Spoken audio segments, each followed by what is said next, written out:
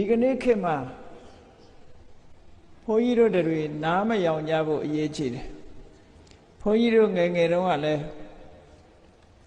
ဟာဒီမန္တလေးမှာပဲမှတ်မိသေးတယ်မျက်စိအထူးကိုဆရာဝန်တယောက်ကိုသွားပြသူကဗုဒ္ဓဘာသာမဟုတ်ဘူးဘာသာခြားဘုန်းကြီးတို့ကငယ်သေးတော့ဘာသာတရားအကြောင်းလည်းကောင်းအောင်မသိသေးဘူးပေါ့နော်သူကဘာတွေပြောတော့ဆိုလောကမှာဖျားဆိုတာတဆူတည်းပဲရှိတယ်သူပြောလို့တဲ့ဖျားဂေါရမဗုဒ္ဓကိုပြောတာမဟုတ်ဘူးနော်ကဘာမှာဖျားဆိုတာတဆူတည်းပဲရှိတယ်သူတို့ပြောခြင်းနဲ့ဖျားဘာလို့ဆိုဂေါဆိုတဲ့ဖျားပဲပေါ့အဲ့ဒီဂေါဆိုတဲ့ဖျားကိုမြင်ဘူးတဲ့ပုဂ္ဂိုလ်ဘူးမှမရှိဘူးနော်အဲ့ဒီဖျားကလည်းတခါမှသူတို့ကိုတရားဟောတာလည်းမရှိဘူးအေးတဆင့်ကနေပြီးတော့ဘုရားသခင်ကပြောတယ်ဘုရားသခင်ကပြောတယ်ကဲဘုရားသခင်ကပြောတာဘယ်သူကြားသလဲလို့မေးလို့ရှိရင်ဘယ်သူမှကြားတဲ့လူမရှိဘူးเนาะ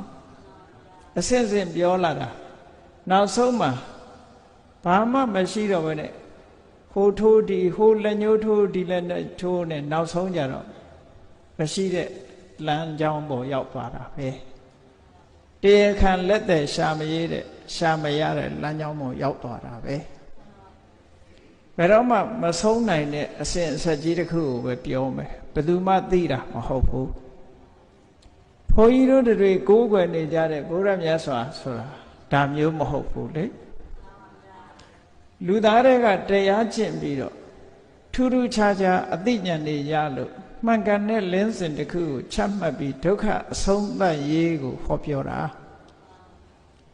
အဲ့တော့ယုံကြည်စိတ်ချသူပြောတာလည်းမဟုတ်ကိုပြောတာလည်းမဟုတ်မြတ်စွာဘုရားသခင်ကိုတော်မြတ်ကအတိအကျဟောထားရှိတယ်လေတယံအဘိညာသစ္စိကတဝပဝေဒေမိကိုယ်တိုင်သိပြီးတော့ကိုယ်တိုင်လက်တွေ့ကျင့်သုံးပြီးတော့မှအတွေ့အကြုံတိုင်းဟောပြောတာပါတဲ့အစဉ်လာ tradition ကိုဟောပြောတာလည်းမဟုတ်ဘူးစာအုပ်ထဲပါလို့ဟောတာလည်းမဟုတ်ဘူးစိတ်ကူးပြီးတော့အကြံရလို့ဟောတာလည်းမဟုတ်ဘူးတဲ့ဟောတဆင့်စကားဘယ်တမန်ကပြောလို့ဆိုတာမျိုးလည်းမပါဘူးဒီထဲမှာเนาะအဲ့တော့လက်တွေ့ကျင့်သုံးတယ်မြတ်စွာဘုရားကိုယ်တိုင်ကိုယ်ကအာမခံချက်ပေးတယ်လေဒီတရားတွေဟာတဲ့ငါဟောတဲ့အတိုင်းလိုက်နာကျင့်သုံးမယ်ဆိုရင်တန်ဒိဋ္ဌိကောမင်းတို့ကိုယ်တိုင်သိနိုင်တယ်လို့ဆိုတာဒီတဲ့ကောင်းတဲ့ guarantee ဘယ်မှာရှိမလဲပေါ့ကိုယ်တိုင်လုပ်ကြည့်ရင်ကိုယ်တိုင်ရတယ်ဆိုတာ guarantee ရှိတာပဲပေါ့အဲ့ဒါကြောင့်မို့ဒီသာသနာကိုနေယာနိကသာသနာလို့ခေါ်တာတခါတလေအတန်တူတာတွေအခုခေတ်မှာတော်တော်များတယ်သူကလည်းသာသနာငါလည်းသာသနာသူကလည်းသာသနာရေးငါလည်းသာသနာရေးနော်သူကလည်းဖယားငါလည်းဖယားဆိုတာတူတူပါပဲလို့ပြောလို့လည်းပြောတယ်ဩဥပုသ်ဆောင်တယ်ဆိုသူလည်းဥပုသ်ဆောင်တယ်ကိုလည်းဥပုသ်ဆောင်ဘုန်းကြီးတို့တွေတတိထားရမှာကအတန်တူပေမဲ့လို့အဆန်တူရလားဆိုတာကိုတတိထားဖို့လိုတယ်ပေါ့အတန်ကတော့တူလိမ့်မယ်သူကလည်းကမ္မထာအထုတ်တယ်ကိုကလည်းကမ္မထာအထုတ်သူကလည်းပရိစိတ်ပဲကိုကလည်းပရိစိတ်သူကလည်းဖယားကုံတော်ပွားတယ်ကိုကလည်းဖယားကုံတော်ပွားတယ်ဟောတေချာကြည့်ရင်တာမန်မသိတဲ့ပုဂ္ဂိုလ်တွေကတော့ဘာသာတရားတူတူပဲလို့ဒီလိုသွားထင်အမတမကွဲပြားခြားနားမှုတွေအခြေခံကွဲပြားခြားနားမှုမသိလို့ရှိရင်ရောရောင်ပြီးတော့ဘာသာတရားဆိုတာတူတူပါပဲလို့လုံးတဲ့ထဲမှာဟာဟုတ်နိုးနိုးလို့ထင်ပြီးတော့သွားလုံးပြီးလို့ရှိရင်ဒုက္ခတွေရောက်မယ်အဲ့တော့လုံးဝမတူဘူးအနှစ်သာရပိုင်းကိုကြည့်ရမယ်လုံးဝမတူဥပုသ်ဆောင်တာလေးတစ်ခုပဲကြည့်လေဥပုသ်ဆောင်တာလေးပဲတစ်ခုကြည့်ဘုန်းကြီးတို့ဟောထားတာရှိတယ်ဥပုသ်ဆောင်ခြင်းအဓိပ္ပာယ်ဆိုတာအရင်ကဟောထားဘူးတယ်အဲ့ဒီဥပုသ်ဆောင်တယ်ဆိုတာကအင်မတန်မှကွာခြားတယ်ဗုဒ္ဓဘာသာတွေဥပုသ်ဆောင်တယ်ဆိုတာကိုချင်းတရားနဲ့နေထိုင်ခြင်းလို့အဓိပ္ပာယ်ရကိုချင်းတရားကိုကျင့်သုံးပြီးနေထိုင်ခြင်းလို့ဥပုသ်အစာမစားရုံတက်တက်မဟုတ်ဘူးလူတွေကညနေစာထမင်းမစားတာလေးကိုဥပုသ်လို့ထင်နေတာနော်ခိုးစားနေဘယ်လိုလုပ်အဲ့တော့ ညနေစာလေးဥပုပ်မစားတာကိုဥပုပ်ခေါ်တာမဟုတ်ဘူးနော်ကိုစောင့်တည်ထားတဲ့ကိုချင်းတရားကိုရဲ့ဘောင်းတောင်းလောက်ထားတာပေါ့လေထိတ်ထန်ထားတာဒီကနေ့ဖြင့်ငါဘာမလုပ်ဘူးဘာလုပ်တာကရှောင်မယ်ဆိုတဲ့အဲ့ဒီရှောင်ကျင်တဲ့အချက်တွေကိုလိုက်ကြည့်၈ပါးသီလဥပုပ်ဆောင်ထားတယ်ဆိုတော့လိုက်ကြည့်ဒီကနေ့သူများတဲ့တတ်ချင်းမှရှောင်မယ်သူများဥစ္စာခိုးခြင်းမှရှောင်မယ်မမြတ်သောမေရုံခြင်းမှရှောင်မယ်ဆိုတဲ့ဒီကျင့်စဉ်တွေကိုလိုက်ကြည့်မယ်လို့ဆိုလို့ရှိရင်ယ ahanan ပုဂ္ဂိုလ်တွေကျင့်တဲ့အကျင့်နေတာတွေကတာမန်ပုဂ္ဂိုလ်တွေကျင့်မှုခက်တယ်လေအဲ့ဒါလို့ယ ahanan တွေကျင့်တဲ့အကျင့်မျိုးကိုဒီကနေ့တရက်တာလေးတို့တွေကျင့်လိုက်ရပြီဆိုတဲ့ဟာဘလောက်မွန်မြတ်တယ်လဲတစ်သက်လုံးမလုံးနိုင်တော့မှတရက်လောက်လုံးလိုက်တယ်ဆိုတာအလွန်မွန်မြတ်တယ်လေအေးအစာငတ်ခံယုံတက်တဲ့ဥပုသ်ဆောင်တာမဟုတ်ဘူးအစာမစားဘူးဆိုတာဟာဘုရားဘာသာရေးအစာမစားဘူးဆိုတာအငတ်ခန္ဓာမဟုတ်ဘူးမနဲ့မှာဝါအောင်စားထားတာ12နာရီဟိုဘက်မစားဘူးဆိုတာဘာတော့မအိတ်ချင်တော့ဘူးအစာအတွက်အလုံးမရှုပ်တော့ဘူးအလုံးမရှုပ်တော့ဘာလို့တုံးတရားနှလုံးသွင်းနိုင်တယ်ပို့ပြီးတော့စိတ်แท้ကစိတ်ရဲ့အညစ်အကြေးတွေကိုတန်ရှင်းအောင်လုပ်နိုင်တယ်။ဩတရားနှလုံးသွင်းခြင်းဖြင့်စိတ်ထဲမှာဖြစ်ပေါ်လာတဲ့စိတ်ရဲ့အညစ်အကြေးတွေကိုတန်ရှင်းရေးလုပ်အဲ့ဒါဟာတကယ်ဥပုပ်ရဲ့အနှစ်သာရ။အဲ့တော့သူလည်းဥပုပ်ဆောင်တယ်ကိုယ်လည်းဥပုပ်ဆောင်တယ်ပြောမယ်ဆိုလို့ရှိရင်အနှစ်သာရချင်းတူရလားတိုက်ချိပေါ့။အဲ့မတူဘူးဆိုလို့ရှိရင်အတန်သာတူတာ။အဲ့ဒါကြောင့်မို့လို့သာသနာတော်မှာဒီဗုဒ္ဓမြတ်စွာရဲ့သာသနာကိုနေယနိကသာသနာလို့ခေါ်တယ်။လှုပ်ရင်လှုပ်တဲ့အတိုင်းဖြစ်တဲ့သာသနာ။အဲ့ဒါကြောင့်မို့လို့ကိုယ့်ရဲ့သာသနာရဲ့အနှစ်သာရကိုသိဖို့အမြဲတမ်းအရေးကြီးတယ်ပေါ့။အနုမို့ဆိုလို့ရှိရင် Even though the Israelites get to walk on the dry ground as they cross the Red Sea, well, Pharaoh's army did not have so much luck. They ended up drowning in the Red Sea as a way for God to protect God's people and also to punish and to diminish Pharaoh and his army. And so, actually, there has been, it looks like, some archaeological evidence that they have found some chariots in the Red Sea. Check this out. In the spring of 2000, a robotic camera was lowered into these waters for the first time.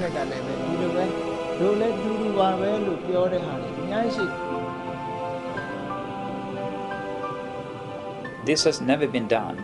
No one have been in the area at all with a remote control camera.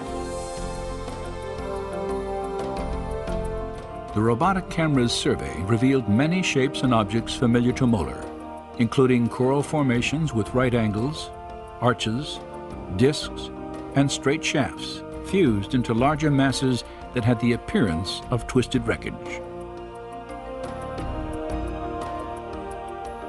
Now, when we have been able to go back and forth with a remote control camera, we can repeatedly see that these strange structures we are looking for are there. Not at one place, but you see them again and again and again. There are situations where you see something that looks like an axle, a hub, something that looks like a wheel, and you say to yourself, this is not a coral reef, this is a coral growth on an artifact. And that is what's different to me when I compare corals at other locations around the world. Since the earliest explorations at Nueva, one distinctive type of formation has often been identified on the sea floor. A slender, table-like structure, sometimes standing on end, with a coral-encrusted base, a straight shaft, and a circular top. It's a 90-degree angle, a right angle, between something that looks like an axle and the wheel. And you can see this in different varieties, and it looks very different from normal coral growth. And it is like a man-made structure with a coral growth on it. In the midst of them, Pan Chien photographed this circular object attached to what appears to have been a broken axle or hub. This discovery was significant for two reasons. Pontien had documented the coral-encrusted form of a wheel with dimensions similar to ancient Egyptian artifacts, directly across from the proposed Nueva crossing site. Her find also provided independent confirmation of earlier evidence establishing wheel-like formations on both coasts of the Red Sea, in accordance with descriptions in the biblical record. And the Lord looked down on the Egyptian army, and he made the wheels of their chariots come off. So there you go, a look at Pharaoh's chariots in the Red Sea, and that's enough today for our Historical Minute.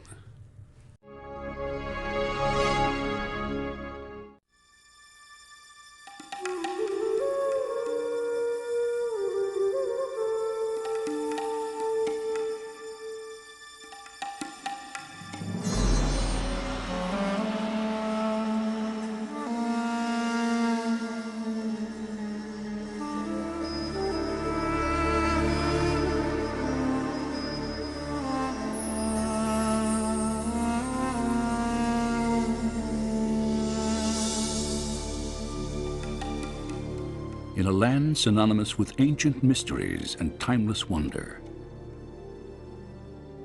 where the treasures of antiquity reveal glimpses of a glorious past. It is here, at the crossroads of biblical history and an extraordinary civilization, that one story still captivates the human imagination as perhaps no other ever told. It is the story and the mystery of the Exodus. The Exodus story is very important for a number of reasons. It's a story of liberation from bondage. It's a story of victory over oppressors. It's a story of how one individual can make a tremendous difference. I think it's right at the roots of our ethical system, if not our religious system. The Exodus in Jewish tradition, it's that which defines Israel as a people. God brought them out, made them his own, entered into a covenant relationship with them on Mount Sinai.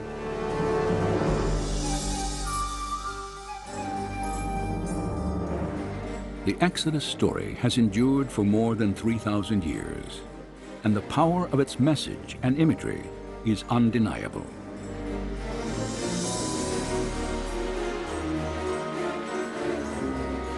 Yet, despite the religious and cultural significance of the Old Testament narrative, doubts about its authenticity have long existed.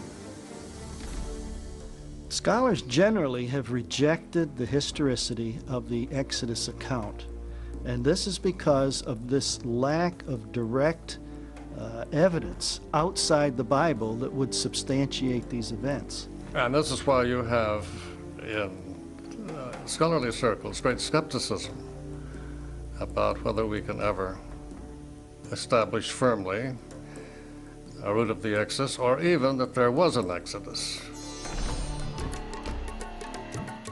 The skepticism of the archaeological community has triggered many questions about the biblical narrative. Did Israel's exodus from Egypt actually occur? If it did, then why has so little evidence been unearthed?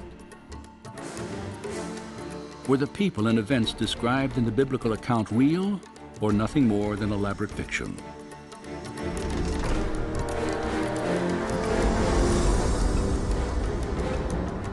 During the next hour, we will travel from the Nile Delta to the depths of the Red Sea to investigate these questions in the light of new evidence and discovery.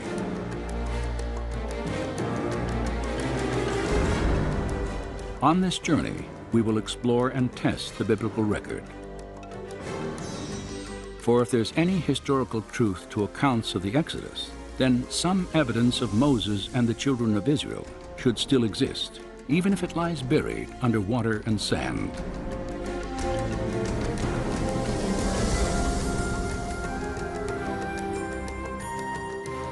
Join us now as we probe ancient mysteries to examine the Exodus story against the testimony of science, history, and archaeology.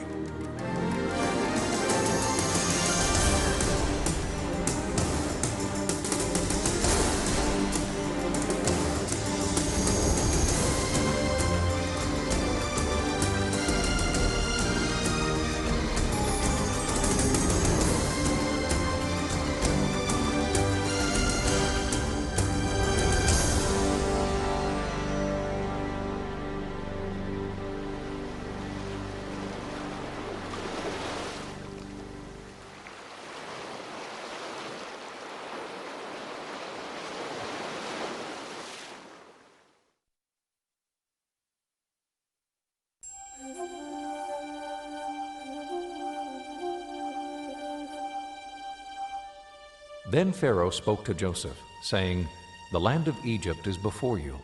Have your father and brothers dwell in the best of the land. Let them dwell in the land of Goshen."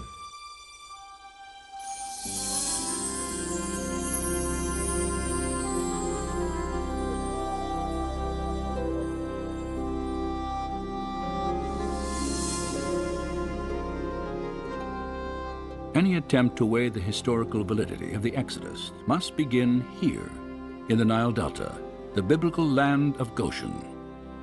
For according to the scriptures, this is where Israel first settled in Egypt.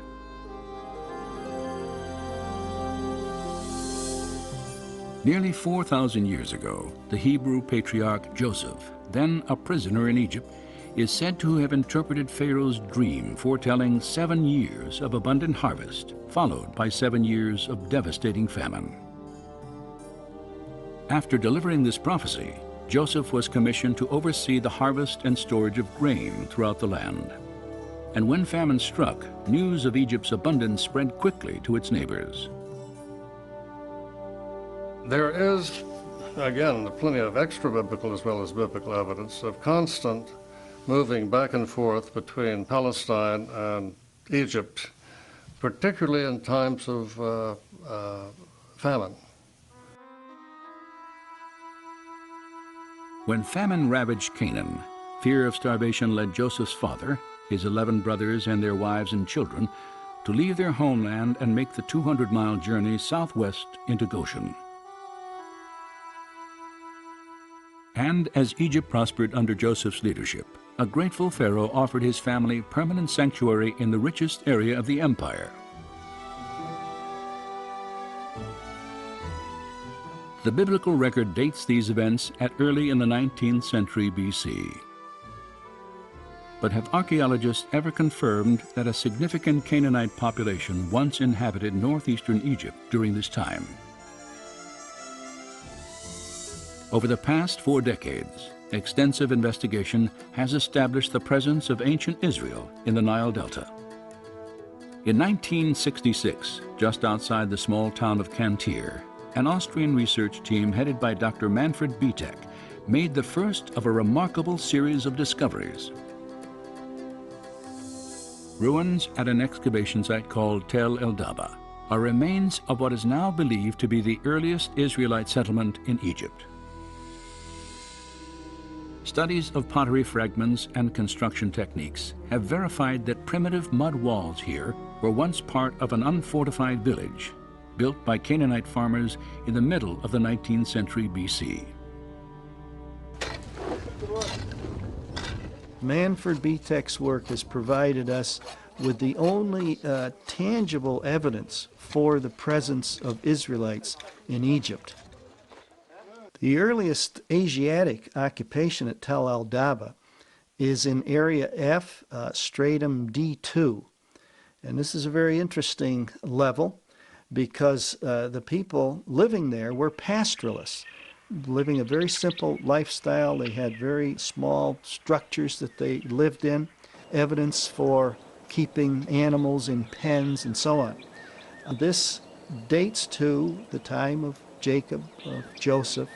It's at the right place. It's an Asiatic culture. Obviously, these people were not local Egyptians. They had migrated into this area from the land of Canaan. And so this could very well be evidence for the Israelites in Egypt. While excavating in these cornfields, Manfred Bietek's team made another intriguing find.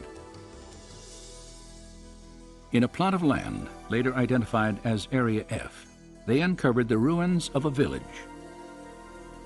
In this small village there in Stratum D2, dating to the time of Joseph, all the remains are Asiatic in nature. The material culture there is Asiatic, nothing is Egyptian. A map of the excavation site confirms its distinctly Israelite origins. And there was one house in particular which was larger than the other houses. And it was laid out in kind of a horseshoe fashion around a central courtyard. And then around this rather large structure were smaller structures, and this perhaps may be the very first house built using this design. Archaeologists immediately recognized that the design of this horseshoe-shaped dwelling was identical to structures built in Israel centuries later. It was a prototype of Hebrew architecture constructed near the time Joseph was believed to have lived in Egypt.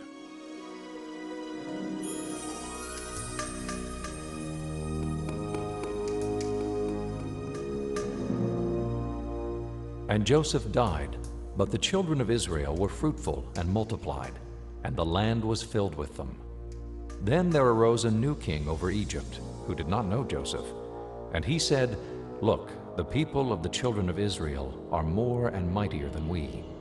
Come, let us deal with them, lest they join our enemies and fight against us."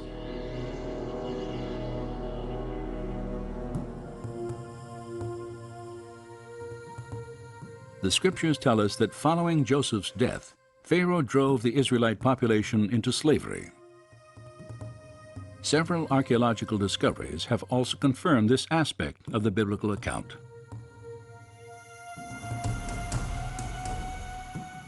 Excavations throughout the Nile Delta have unearthed walls of mud brick resembling those the Bible states were once molded by the hands of Israelite slaves.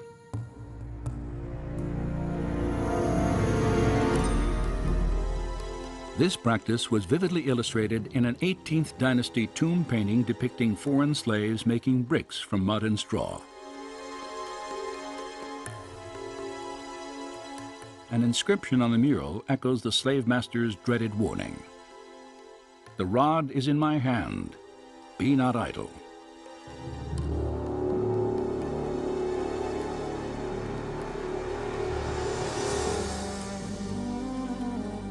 Another mural, carved in a tomb wall during the 15th century BC, shows Canaanite slaves working in the vineyards of Goshen. And fragments of the Brooklyn Papyrus, dating back more than 3,700 years, report the transfer of domestic slaves from one Egyptian owner to another. Each slave was listed by name. More than half the names noted were characteristically Hebrew.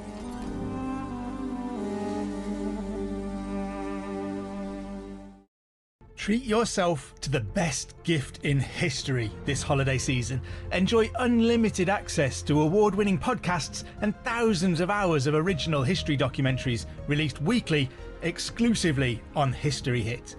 There are topics for all history lovers, from Pompeii to D-Day. Sign up via the link in the description for an exclusive discount. Don't miss out on this incredible opportunity to explore the past like never before with History Hit.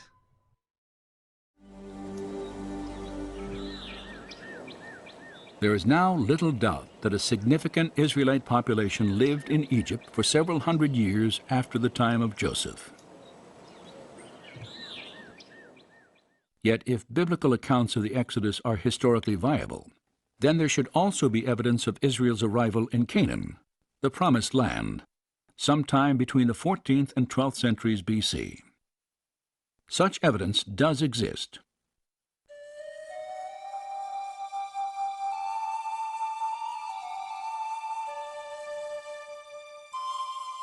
More than 3,200 years ago, the pharaoh Merneptah ventured out of Egypt on a military campaign through the land of Canaan.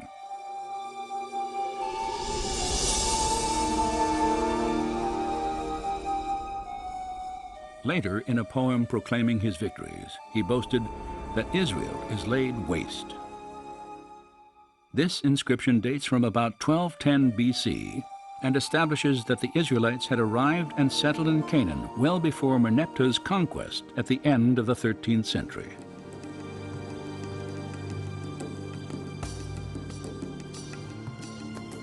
Additionally, at Tel Amarna in Egypt, archaeologists have uncovered a series of letters on cuneiform tablets. Many were authored by Canaanite rulers early in the 14th century BC. These letters contain desperate pleas to the Egyptian pharaoh Akhenaten for military assistance to defend Canaan from nomadic invaders. One of them warns that if Pharaoh does not act, all Canaan will be lost. The invaders were identified by the name Apiru.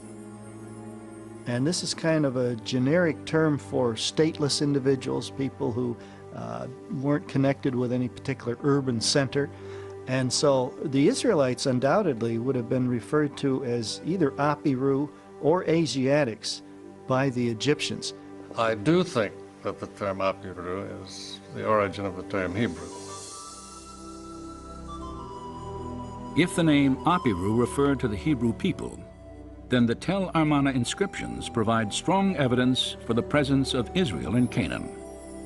They also suggest Israel may have entered the country earlier than scholars had previously thought, at the beginning of the 14th century BC.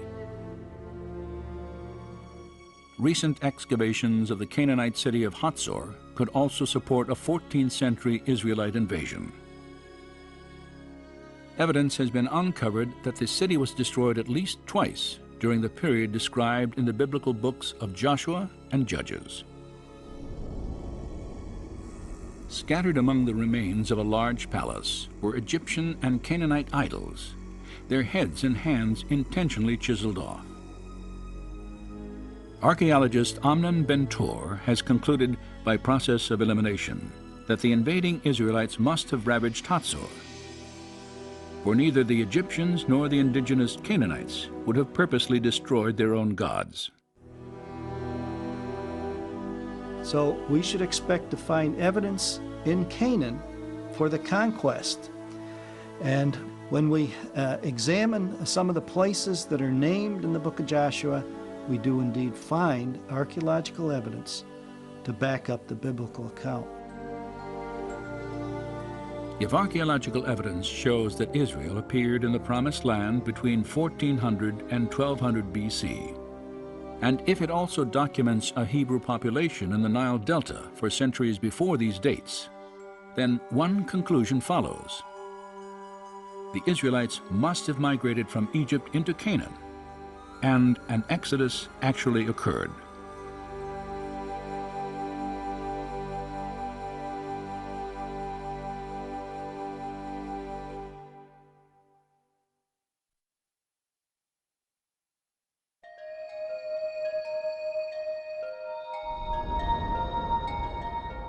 When you have brought the people out of Egypt, you will worship God on this mountain.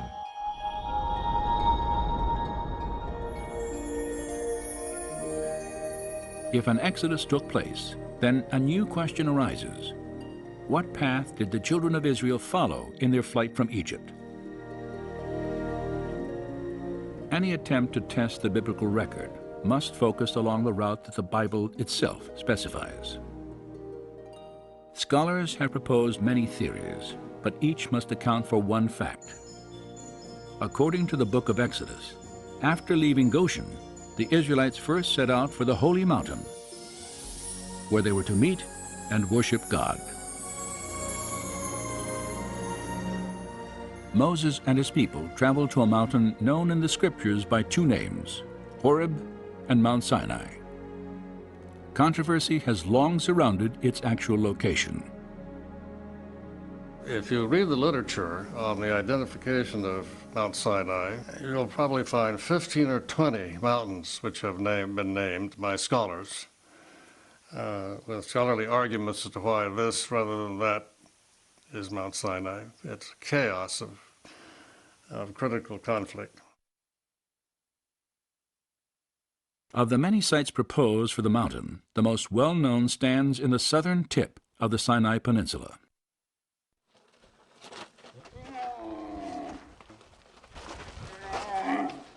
Each morning throughout the year, pilgrims from around the world climb to the 7,500-foot summit of what is generally considered to be Mount Sinai.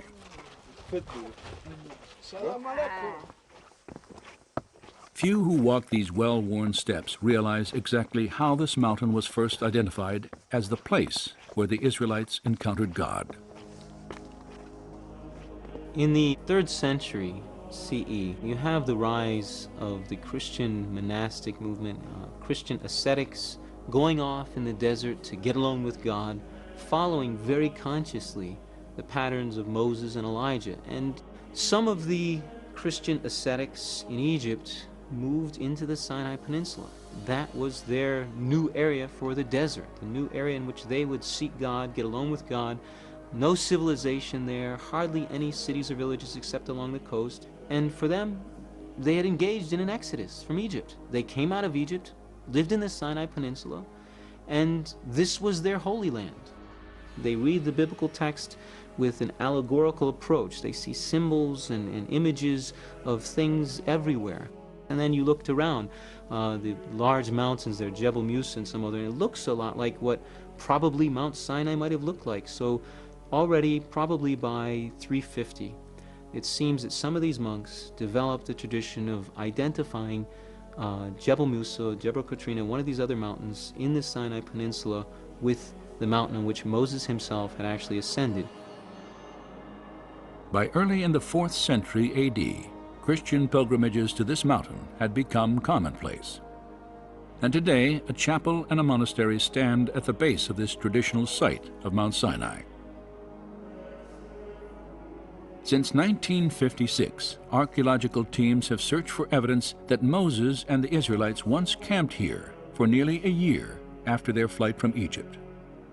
Well, the Department of Antiquities brought together bands of archaeologists, both Israeli and non-Israeli, to try to do the most comprehensive survey imaginable, because they knew that Sinai was going back to Egypt.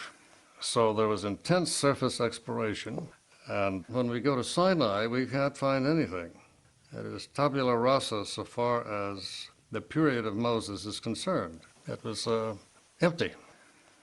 When it was under Israeli control, they found nothing really which would suggest Israelite interest in that area. Out of over 8,000 inscriptions from the southern half of the Sinai Peninsula, only a handful are Hebrew or Aramaic, hardly any.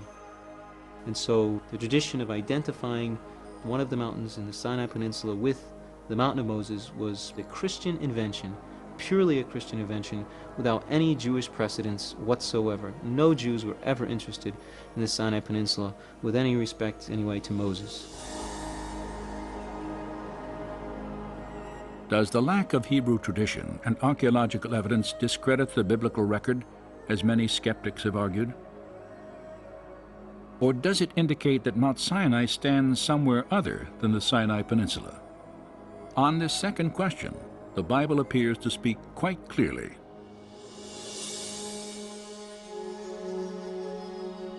Now it came about in those days that Moses went out to his brethren and looked on their hard labors. And he saw an Egyptian beating a Hebrew.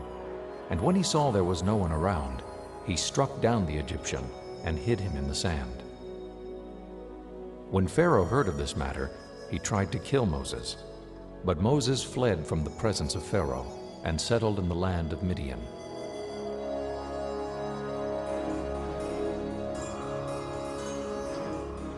The scriptures indicate that 40 years before the Exodus, Moses fled from Pharaoh by traveling east to Midian, an ancient territory located entirely in what is now Saudi Arabia. If Moses were fleeing from incarceration in Egypt for murdering an Egyptian, then this would be an ideal place to find refuge. It is outside of the control and influence of Egypt. Moses' decision to hide in Midian may have been influenced by the presence of the Egyptian military in the Sinai Peninsula.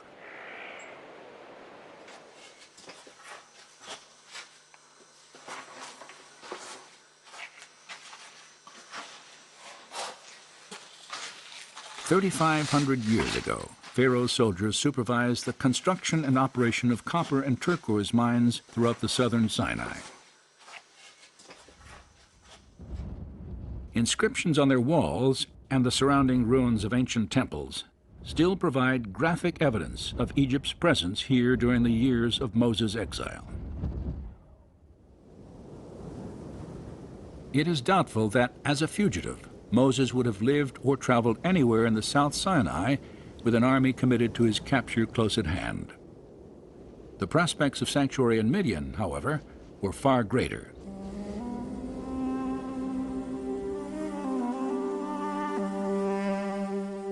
separated by the Red Sea from the Egyptian army in the Sinai Peninsula.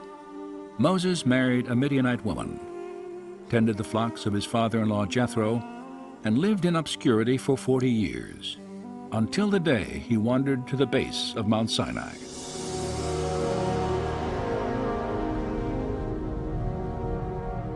There, God spoke through a burning bush and revealed his plan to free Israel from bondage. Given the biblical record, some believe that Mount Sinai must be in Midian. But is there any other evidence to support this theory? Several Jewish documents, some written 600 years before Christian traditions, locate the mountain of God in Midianite territory.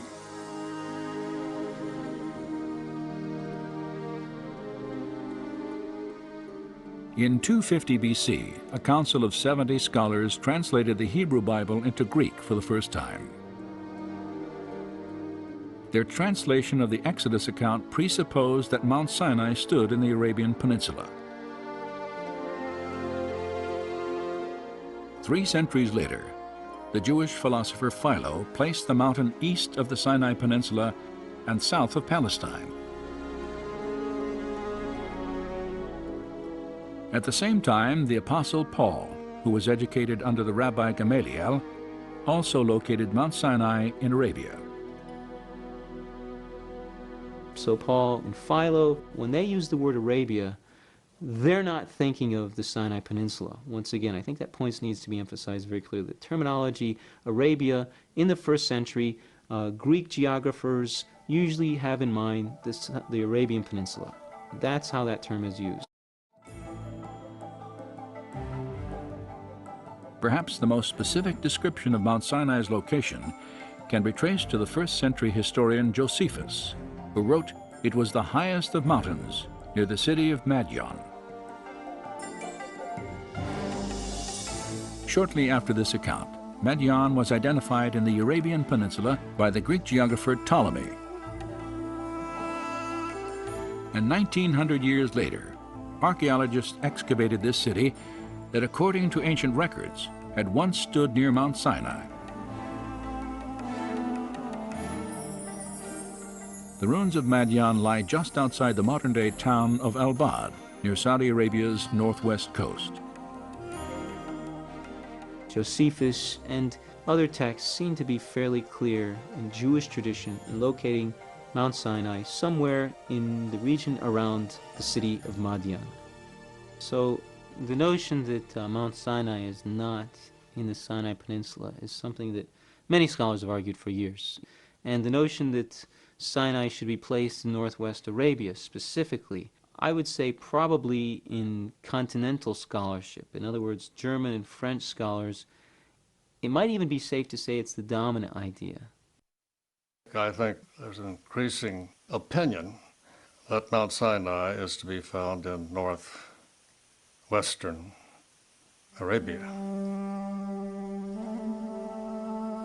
If there is historical evidence to support the location of Mount Sinai in Arabia, is there any specific mountain in this region that fits the biblical description? 15 miles east of the Saudi Arabian town of El-Bad, such a mountain may well stand. It is called Jebel Alaz. I have been always interested in archaeological finds that could confirm the truth of the Bible. I felt then I want to come in here to Saudi Arabia and see it for myself. I want to be able to say, I have seen this place. In 1996, Vivica Pontien entered Saudi Arabia on a work permit. During the following year, she made several trips to Jebel Alaz. It was very difficult to find the mountain. I think I had been there for 7 months before I came to the mountain the first time. We went around looking for it in the desert. I did 5 long day trips at 5 different occasions, just looking and looking for this place. Throughout her search, Pontien encountered a strong local tradition that Moses had once lived in Arabia. It seems to be a tradition among the locals there that this mountain range is called Jebel Musa. They call it that, and many places have the name of Moses, like there are wells near there that they call Ajin Musa or Bir Musa, which means the well of Moses. When Pantien finally reached Jebel al-Lawz, her attention was drawn to specific features of the mountain that resembled the biblical description. Most prominent was a jagged peak, more than 8,000 feet in elevation, and blackened as if scorched by fire. And at its base, an enormous pile of boulders, at least 15 feet high and 60 feet across. The flattened top of this structure had the appearance of being man-made, and etched into its rock faces were petroglyphs of bovine creatures, cattle and bulls.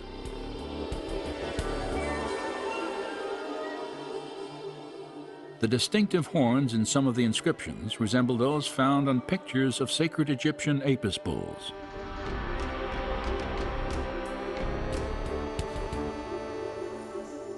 Could these stones be the remains of an Israelite altar, once built at the base of a holy mountain? Conclusive investigation is not possible at this time, for Saudi law severely limits all foreign research. And they have put up archaeological signs that tells this is an archaeological area and you're not supposed to trespass here.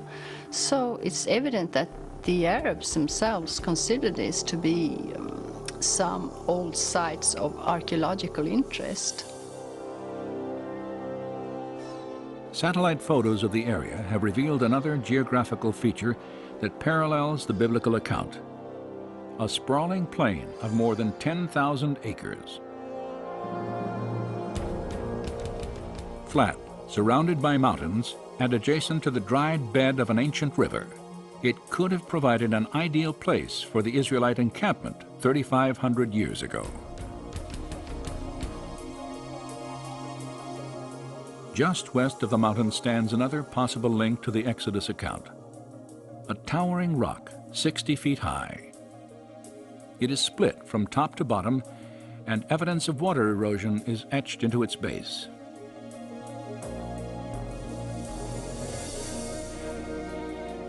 Many features of Jebel al-Lawz reflect the biblical account of Mount Sinai, and as the highest mountain in northwest Arabia, it matches ancient Jewish historical records. Based on the textual evidence, Jebel al-Lawz is as good a guess as any. It might even be the best guess. It's definitely better than anything in the Sinai Peninsula, and probably better than any other guess we have. It'd be nice to have some excavation, and that's really a desideratum. We need excavation. We need somebody who's a competent, trained archaeologist to go in, record the material carefully, submit it for dispute and debate among other scholars, because there's too many gaps in our knowledge. The intriguing similarities between Jebel al-Lawz and the biblical record may indeed stimulate new investigation here. Yet whether or not future excavations confirm this site as the actual Mountain of God, a considerable body of documentary evidence indicates that Mount Sinai is located somewhere in northwestern Arabia.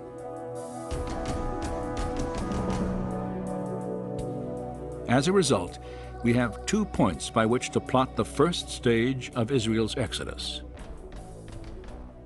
For Goshen provided a beginning, and Midian a destination and direction. And between them must lie a body of water.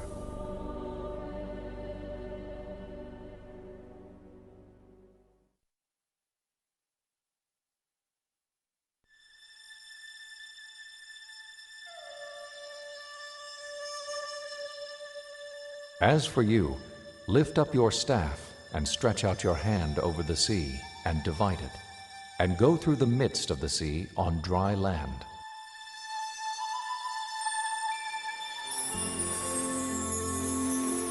The Exodus account states while on their journey to Mount Sinai, the children of Israel encountered a seemingly insurmountable obstacle, the waters of the Red Sea. Most searches for their crossing point have centered on 5 sites that straddle the eastern border of Egypt, as defined in ancient times. 3 of these sites are inland saltwater lakes: Manzala to the north, Timsah, and the Great Bitter Lake. Another location, the dry bed that was once Lake Bala, has also been considered. The 5th possibility is on the northern end of the Gulf of Suez, at a beach whimsically named on tourist maps as Pharaoh's Bath. 3,500 years ago, each of these bodies of water would have been relatively shallow, ranging in depth from about 3 to 50 feet. Not surprisingly, naturalistic explanations for the Israelites' crossing are common here, including a receding tide or strong wind that could have lowered water levels enough to allow for passage on foot.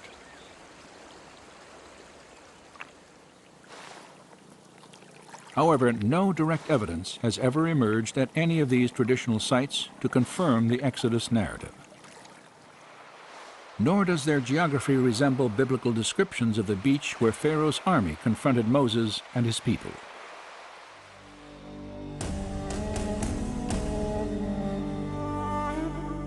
For Pharaoh will say of the sons of Israel, "They are wandering aimlessly in the land.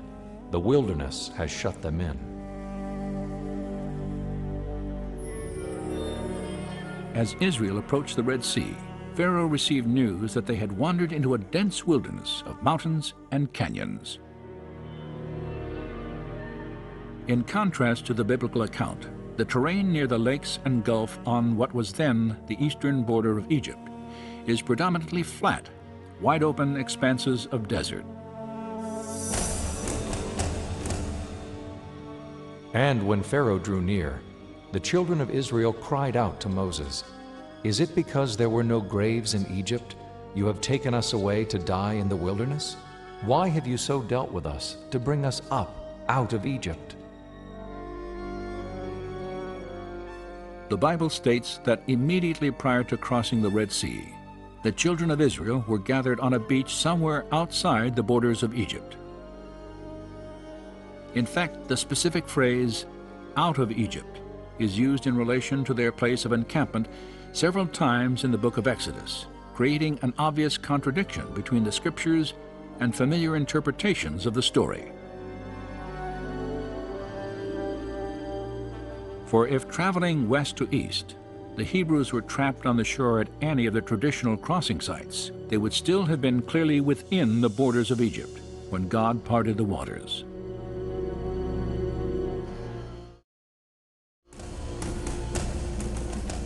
Was it not you who dried up the sea, the waters of the great deep, who made a road in the depths of the sea?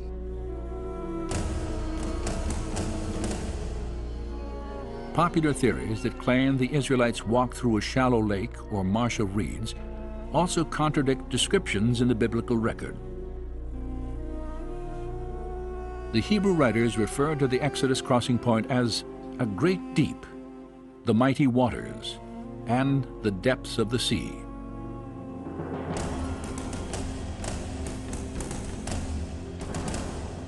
And the Egyptians pursued and went after them into the midst of the sea. Then the waters returned and covered the chariots, the horsemen, and all the army of Pharaoh. Not even one of them remained.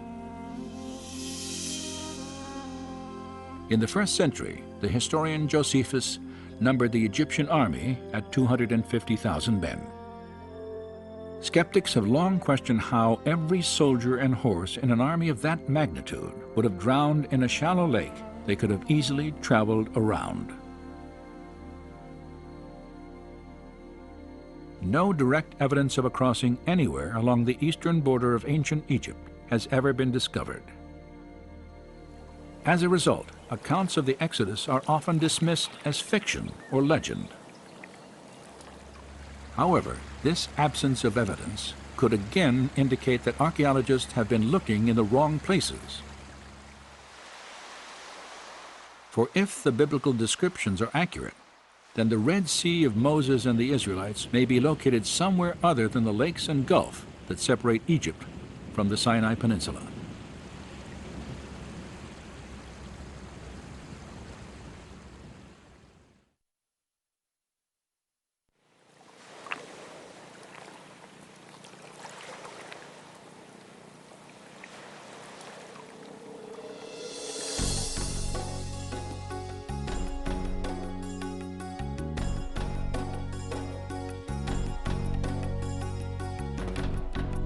Well, I'm a scientist, so I try to analyze things and I try to go to the bottom with different issues, and the goal for this trip is to look at the Bible text as a book of history, a book of historical events, and that they describe something that really has happened, and then from the text try to understand what really could have happened.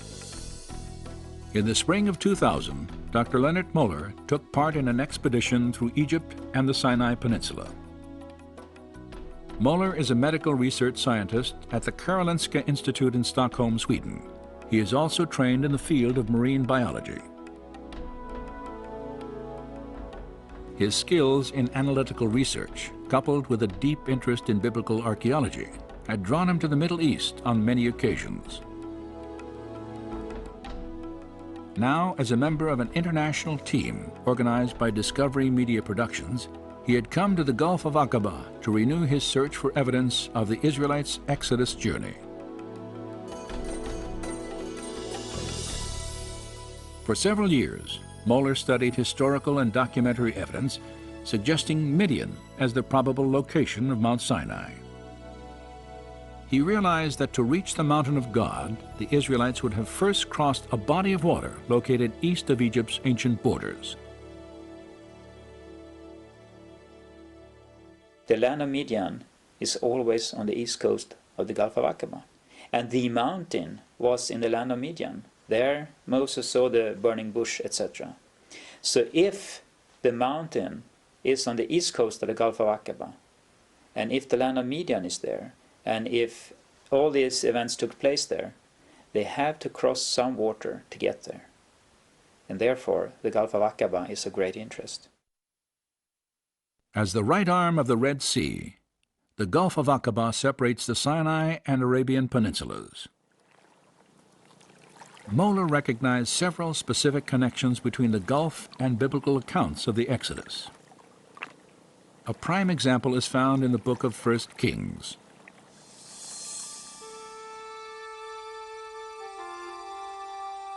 In approximately 950 BC, King Solomon is said to have built his navy at Etzion-Geber, near Elath, an ancient city on the northern coast of the Gulf of Aqaba.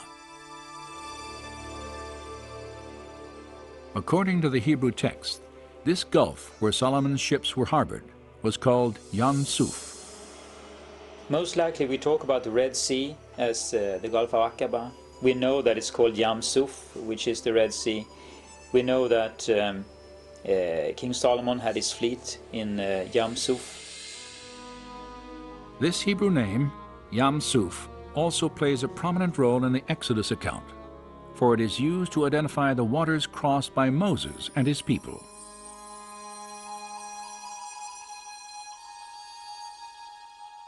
The geography of the Gulf of Aqaba also resembles biblical descriptions of the Yam Suf God once parted for Israel. Aqaba is extremely deep, plunging more than a mile in some spots. It is adjacent to a dense wilderness of rugged mountains. And it is located clearly outside the borders of Egypt, as recognized during the time of Moses. These similarities to the scriptures have led Leonard Moeller and others to theorize that the Gulf of Aqaba is the Red Sea of the Exodus story. And if they are correct, then two distinct possibilities for a crossing point exist. The first is located on the bottom of the Sinai Peninsula, at the Straits of Tiran. This channel, 5 miles across, is one of the most popular recreation areas on Earth, as spectacular reefs and marine life attract divers from throughout the world. but the topography of the seafloor here would have made an Israelite crossing highly unlikely. For less than a mile offshore, a subterranean canyon plunges nearly 1,000 feet at a grade so steep, passage on foot across jagged coral beds would have been virtually impossible, even if the waters were miraculously removed.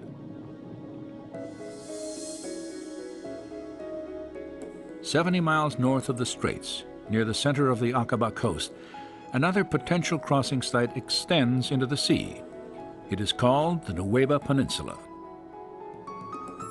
It sort of breaks out from the mountain ranges. I mean, there's nothing south of it and nothing north of it, you know. If you follow the shores, suddenly this peninsula just breaks out from the mountain range into a large plains. This is probably the only place at the Gulf of Aqaba, the western shore, where you could gather as many people as the Bible states that they were. Satellite photographs of the Nuweiba Peninsula clearly reveal its distinctive geography. This triangular-shaped beach would be the focus of a remarkable search for evidence of the Israelites' journey.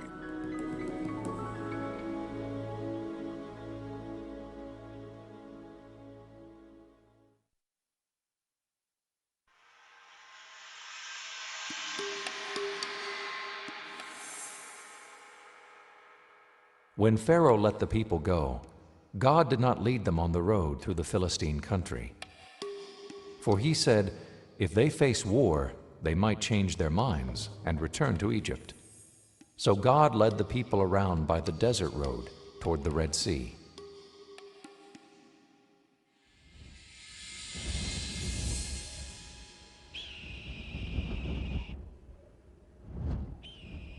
If the Israelites traveled from Goshen to the Aqaba coast, then the biblical description of their route to freedom is very specific. They walked a road through the Sinai Desert in the direction of the Red Sea. During the time of the Exodus, 3 main roads existed in the Sinai. The way of the Philistines traced the Mediterranean coast past a series of Egyptian military outposts. Understandably, the Israelites did not follow this path. The way of Shur, an inland trail, terminated not on the shores of Yam Suf, but in the vast desert of southern Canaan. Only the southernmost road, a trade route that stretched from Egypt to the top of the Red Sea and then on to Midian, matched the biblical description. It's a route that runs through more or less central Sinai, from the Egyptian cities which are in the Nile Delta, and then on down to northwestern Arabia. This is a period when the incense route was beginning to develop. So we do have evidence of travel back and forth between Egypt and what they would call Midian. Located above the peninsula's rugged mountain ranges, this trade route was well suited for travel, as its flat, hard-packed terrain made long journeys on foot manageable and commonplace. When Moses fled from Pharaoh after killing an Egyptian slave master, he would have followed this route to sanctuary in ancient Midian. Then, 40 years later, he led his people out of Egypt over this same desert road again.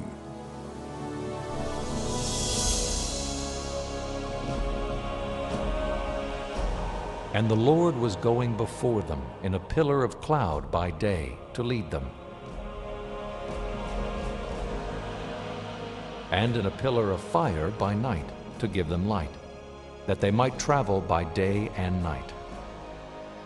The Swedish Bible says clearly that they were traveling both day and night, and at night they had this pillar of fire leading them and enlightening them, and at day it was this cloud that I guess also overshadowed them because of the heat of the day, so they could travel both day and night.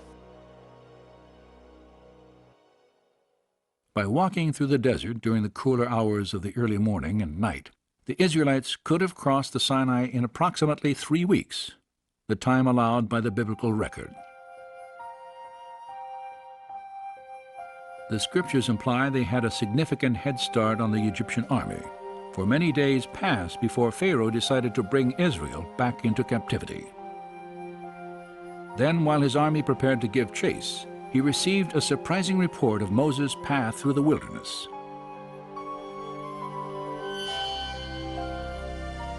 Now the Lord spoke to Moses, saying, "Tell the sons of Israel to turn back and camp before Pi-hahiroth, between Migdol and the sea. For Pharaoh will say, they are wandering aimlessly in the land. The wilderness has shut them in."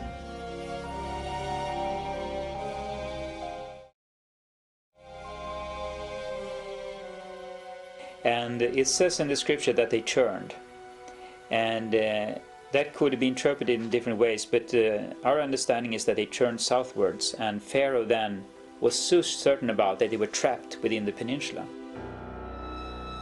This satellite photograph defines the Israelites' unexpected change of course.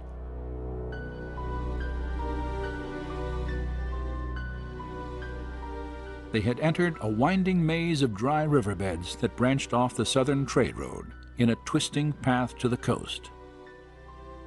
And within this canyon, called Wadi Watir, Moses and his people were hemmed in between walls of rock 2,000 feet high.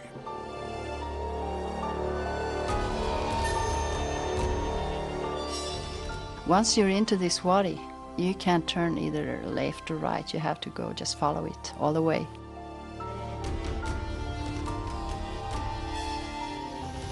You have huge mountains on each side, so you can't get anywhere else except follow this valley.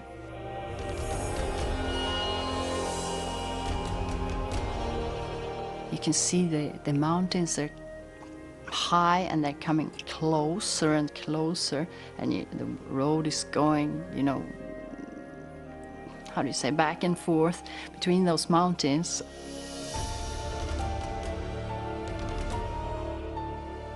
After walking 18 miles through the wadi, the Israelites caught their first glimpse of the mouth of the canyon and an even greater obstacle that now stood before them.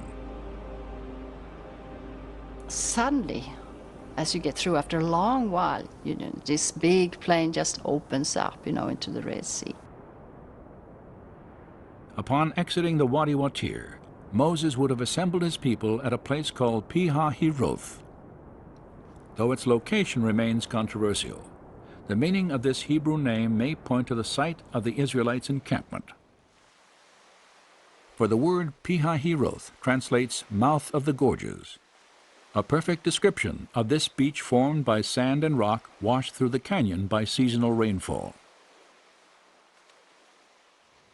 From here, according to the scriptures, Moses and his people could travel no farther.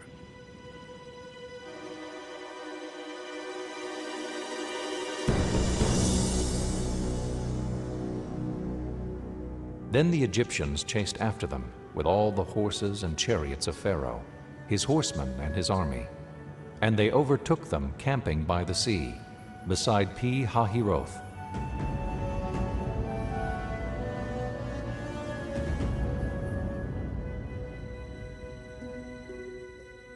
The historian Josephus provides another clue about the location of Pi-hahiroth, for his description of the Israelites' crisis matches the terrain surrounding Nuweiba Beach.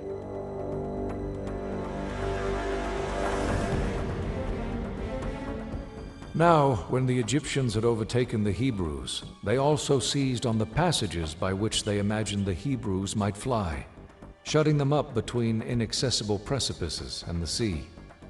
For there was on each side a ridge of mountains that terminated at the sea, which were impassable by reason of their roughness and obstructed their flight.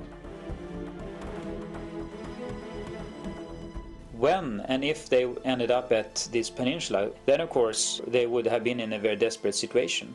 And according to the Bible, Moses didn't know anything what to do. He was completely trapped. The people wanted to kill him, surrounded by mountains, the sea, and they couldn't go anywhere.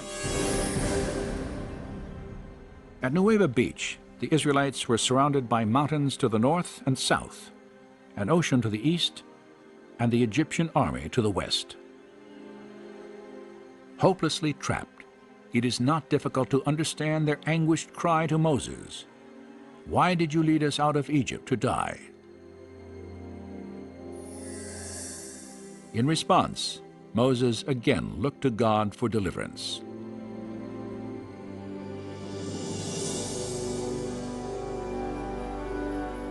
Then Moses stretched out his hand over the sea, and the Lord swept back the sea, and turned the sea into dry land, so the waters were divided. In all of Scripture, there may be no more dramatic image.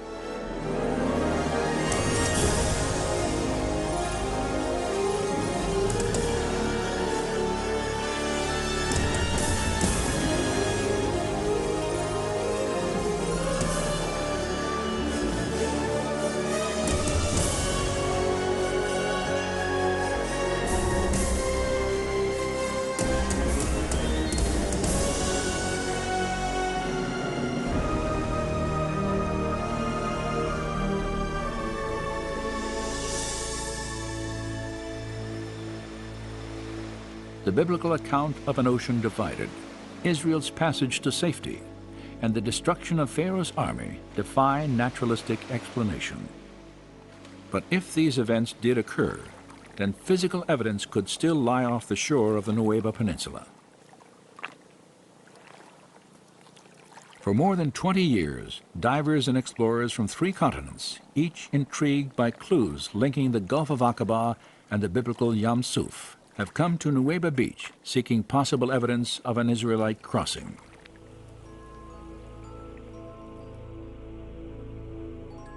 Their search focused on the 600 chariots the Bible says were destroyed in the Red Sea.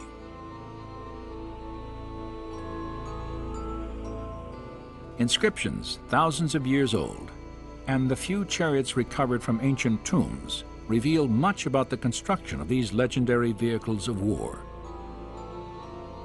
Could any of them actually be found on the seafloor off the Nueva Peninsula?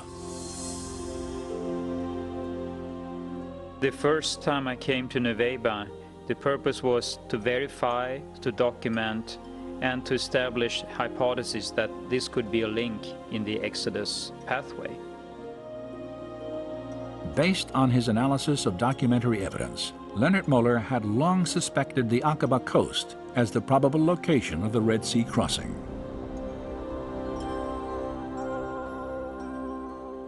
In 1997, he heard reports from other divers who claimed to have found unusual coral structures, some resembling the shapes of chariot wheels.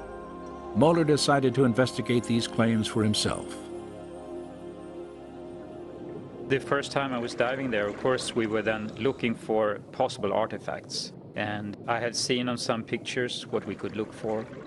I was skeptical and excited, because if this is the place for the crossing, then of course that's a big thing. So I was excited about that. But I was also skeptical because 3,500 years, that's a long time. But if Nueva is the crossing site, then of course you would expect to find remains of the Egyptian army. Like others who had explored Nueva before him, Muller immediately recognized the difficulty of this search. If we assume that a number of artifacts were spread out on the seabed, sooner or later corals would start to grow on them. And of course, if you have a number of layers of coral growing on something, it's very hard to distinguish the structure that was there from the very beginning. Though the coral complicates any search here, it may have been instrumental in preserving the shapes of ancient artifacts.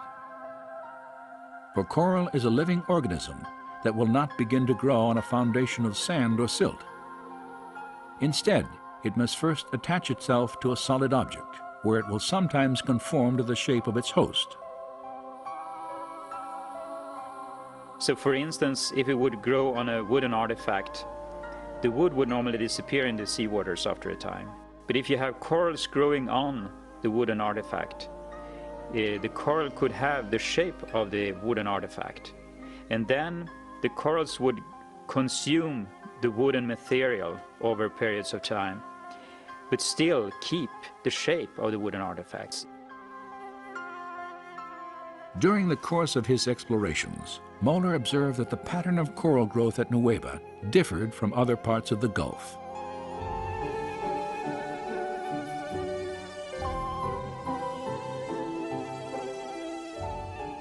unlike the coral at the northern and southern ends of Aqaba, which often forms large, dense reefs, some covering many acres, the formations at Nueva Beach are generally smaller and scattered randomly across the seafloor.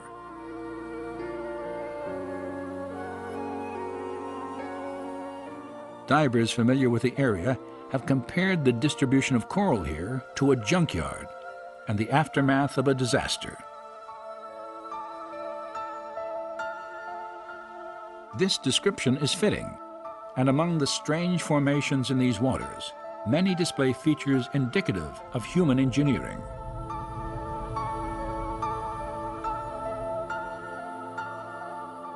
When we dive and when we film at the Nueva location, we look for certain structures, and you try to look for 90-degree angles or circular objects, wheel-like structures. So that is what you scan for, so to speak, when you dive.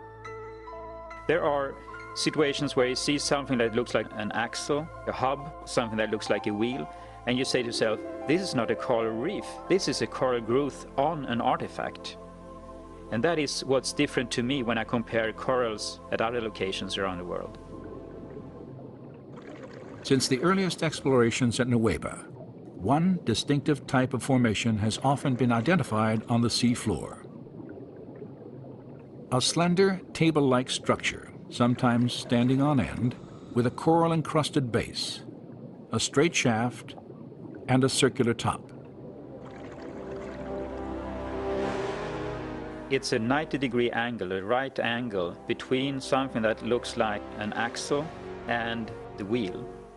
And you can see this in different varieties, and it looks very different from normal coral growth. And it is like a man-made structure with a coral growth on it.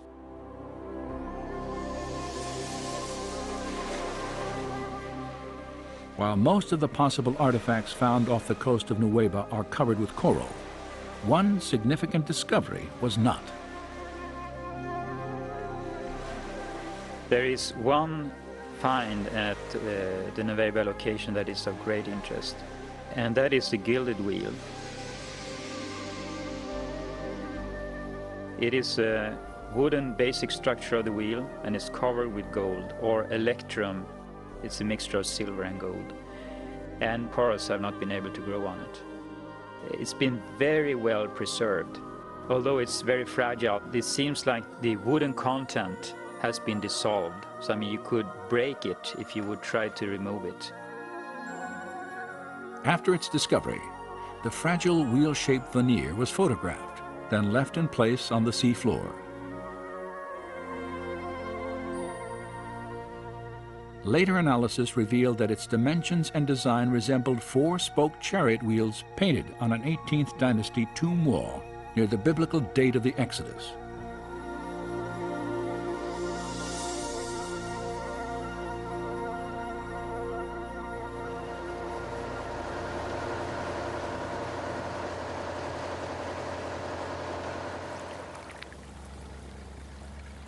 After reviewing photographic evidence and making several dives of his own, Moeller concluded that a more systematic investigation of the Nueva seafloor was warranted.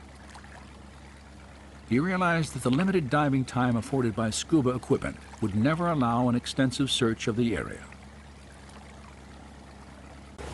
A higher level of technology was necessary, and in the spring of 2000, the Discovery Media team lowered a robotic camera into these waters for the first time.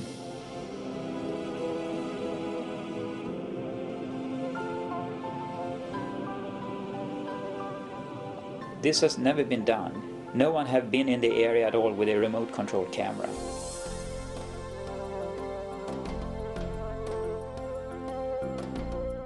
Controlled from the ship, the camera was maneuvered across the seafloor, transmitting video images for study and evaluation.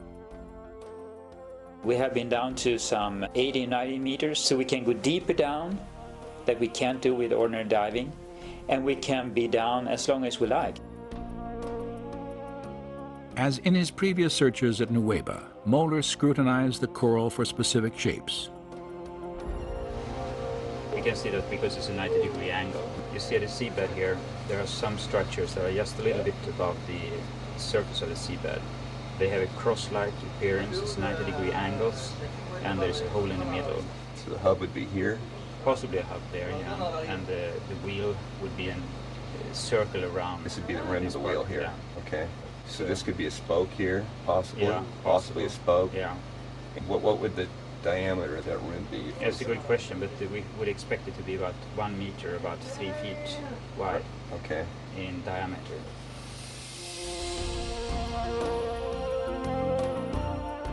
The robotic camera's survey revealed many shapes and objects familiar to Moeller, including coral formations with right angles, arches, discs, and straight shafts fused into larger masses that had the appearance of twisted wreckage.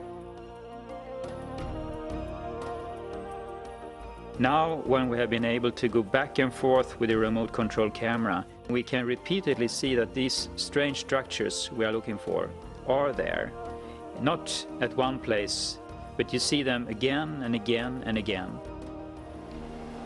And this could be the outer rim of a wheel going around like The that. abundance of these unusual coral structures was even more apparent when tapes of the expedition were carefully scrutinized during the months following the search at Nueva. Perhaps have a wheel here, standing on the seabed. When you sit and look at these films that has been taken by the remote camera, you see all these strange artifacts or coral growth on some artifacts or structures that appear repeatedly, time after time, at different locations at this spot. And you can sit there and think, well, what is this? This doesn't look like normal coral growth. And it is amazing to see that so many things and such large areas down there that are like a man-made structure.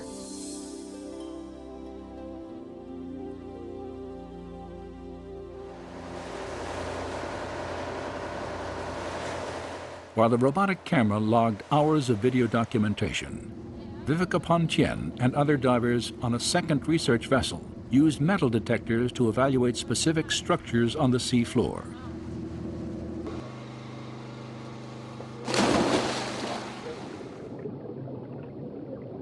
Pontien and her colleagues realized that the wheels of many Egyptian chariots were often reinforced with bronze. They hoped to find evidence of the metal encrusted in coral. A scan of this formation indicated a circular metallic pattern around its edge, perhaps evidence of the broken rim of a chariot wheel.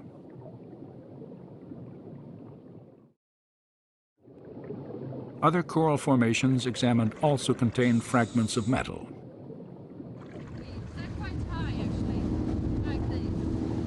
Viveka Pontien's interest in this research was heightened by a discovery she had made 3 years earlier, 8 miles due east of the Nueva Peninsula.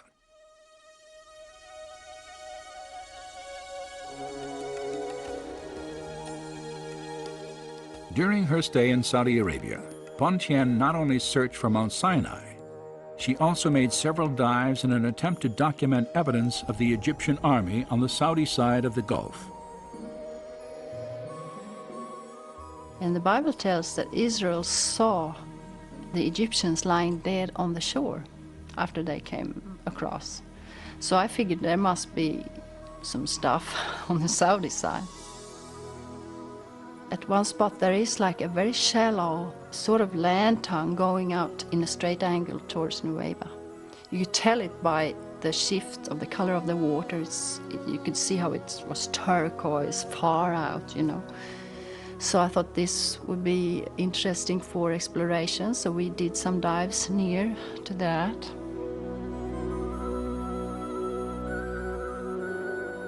The scattered, irregular coral formations on the Saudi side of Aqaba resemble those previously found off the Nueva Peninsula.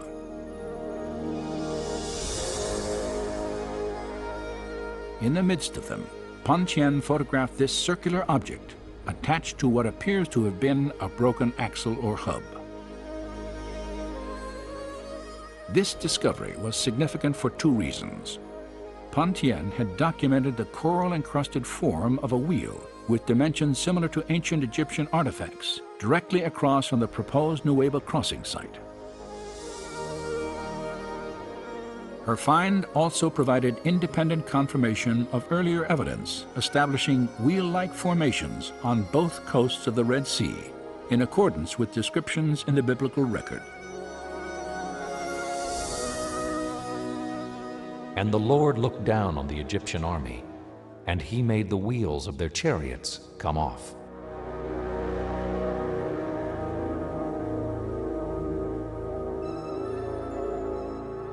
A common question is, why didn't you bring up artifacts? And there are several answers to that. The best thing to do when you find something is just to keep it in position. Document it, but keep it in position. It's very easy to destroy anything.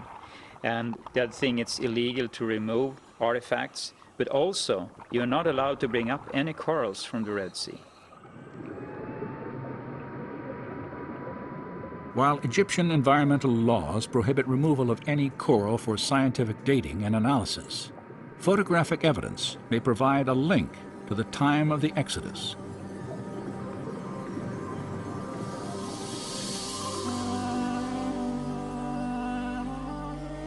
Scholars have recognized that the design of the chariot wheel can be used to identify specific periods in Egyptian history.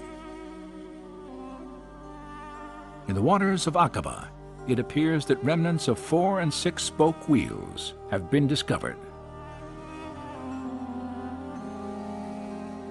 These designs were used simultaneously only during Egypt's 18th dynasty and no later than about 1400 BC, a time frame that coincides closely to the biblical date of the Exodus.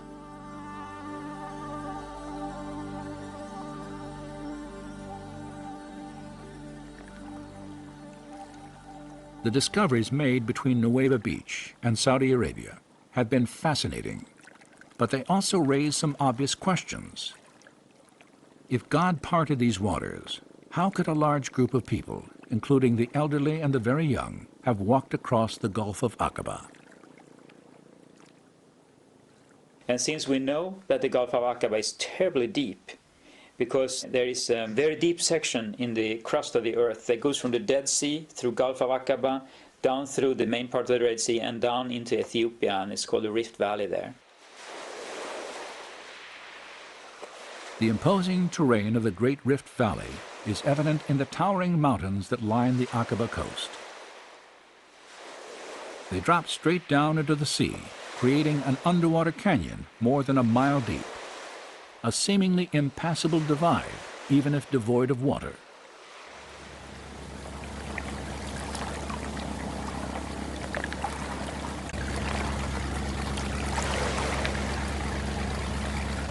While surveying the subsurface topography of the Nuweiba crossing site, evidence was uncovered that could help explain how Israel walked from one coast to the other.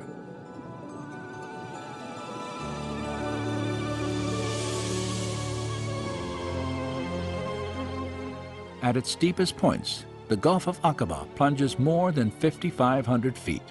Yet the ocean floor off the coast of Nuweiba Beach rises up several thousand feet from this trench, creating a wide, flattened ridge that the Israelites could have crossed once the Red Sea was divided.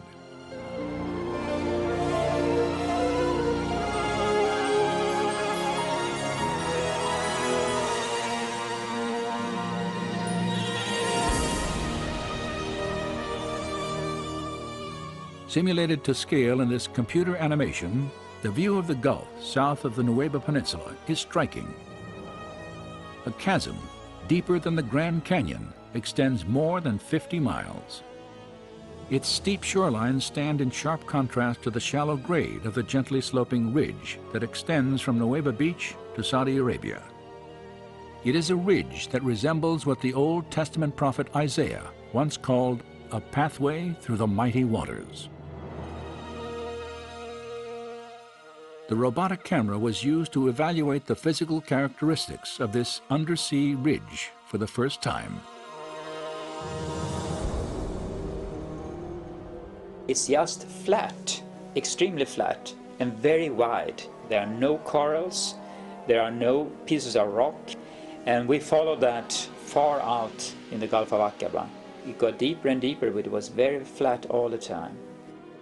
And the interesting thing is also that the material on the seabed is not mud, as it is in the Gulf of Suez or at other places. It's a thin layer of sand or silt. It is easy to walk on it if you take away the water, and there would be no limit to have an enormous amount of people there, except the water, of course, but that's not our problem. That's God took care of that.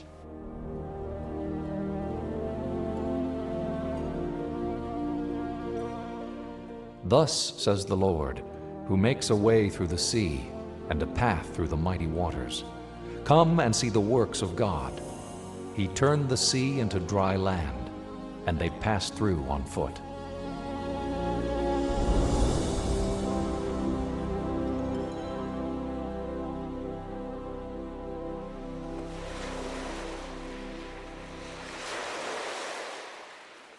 While the existence of an underwater ridge stretching from Nueva Beach to Saudi Arabia may make it easier to understand how the Israelites could have crossed the Aqaba Gulf, it does not explain the actual parting of these waters in the manner described by the writers of the Exodus account.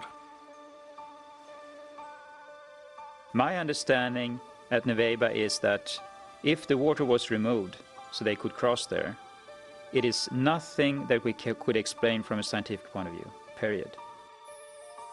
Well, if you look at the Red Sea crossing as it's described in the Bible, what you clearly see there is this situation where a wind has come up and has dried out the land for them to cross. But then there's this element where the waters have formed a wall to the left and the right of the Israelites as they pass through. And they say that 2 or 3 times, so it's quite clear in their memory that the waters were like a wall. And there's just no naturalistic explanation for something like that.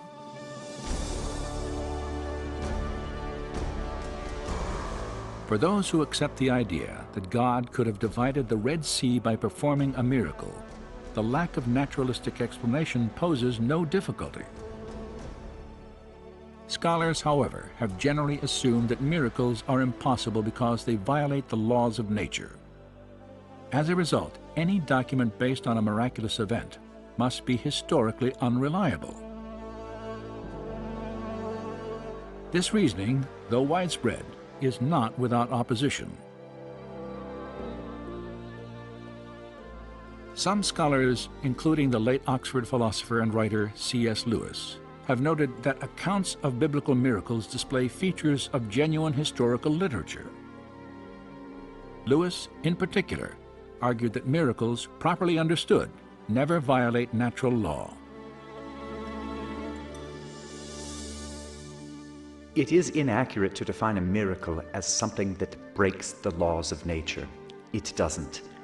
Laws of nature tell what will happen, provided there's no interference. A miracle is an interference with nature by a supernatural power. Miraculous elements in a biblical narrative do not, therefore, preclude its historicity. C.S. Lewis believed that miracles are acts of God, and therefore entirely possible if there is a God to take action. If you assume that God doesn't exist, then miracles are impossible, of course. But if God does exist, then there's the possibility that miracles could have occurred. So when we're looking at events in the Bible like this, we have to be objective when we come to the evidence. We have to look at the data and say, is it really clear enough that a miracle might have really occurred here? If we objectively look at the evidence then, and it really seems to lead in the direction of something miraculous, then we need to be open to that. After more than a century of research, where does the body of available evidence for the Exodus now lead?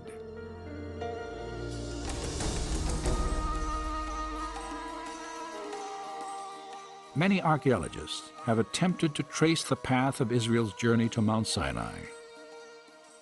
The routes they have most frequently proposed have yielded little or nothing in the way of actual confirmation.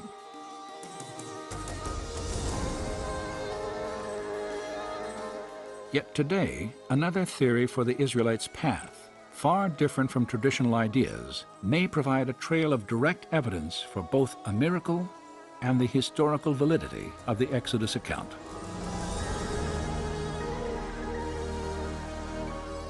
Beginning in northeastern Egypt, Egyptian records and archaeological excavations document the presence of a Hebrew slave population several centuries prior to the probable time of the Exodus.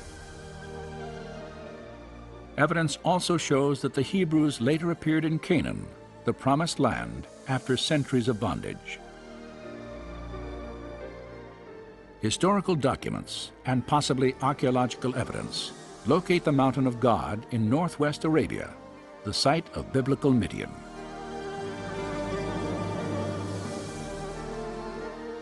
And a trade route leading to Midian, intersected by a system of riverbeds terminating at the Aqaba coast, matches biblical and historical descriptions of the Israelites' path to the Red Sea.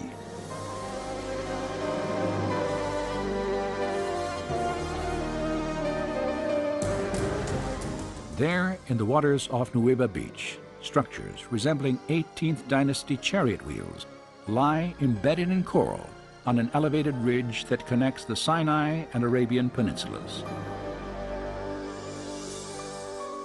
So then you have a lot of things that you can put together to build a picture, like a puzzle. And we find artifacts, and we find geography, locations and surroundings, so to speak, around this that fits the text very well. Well, a good scientific theory explains a lot of evidence very simply and coherently. And there's a pattern that's coming out of this evidence that really suggests that the biblical record has a lot more historical content to it than what scholars have been willing to grant in the past. So the question no longer is, why don't we find any evidence for the Exodus? But instead, what do we do with this evidence that we now have that clearly seems to support the biblical record? The scriptures tell us that nearly 3,500 years ago, God parted the waters of the Red Sea and led the Israelites to freedom. Did it happen here? Did it happen at all? Is the biblical description factually accurate? As with any historical investigation, we may never know with absolute certainty. And so, perhaps belief in the Exodus will always require a measure of faith.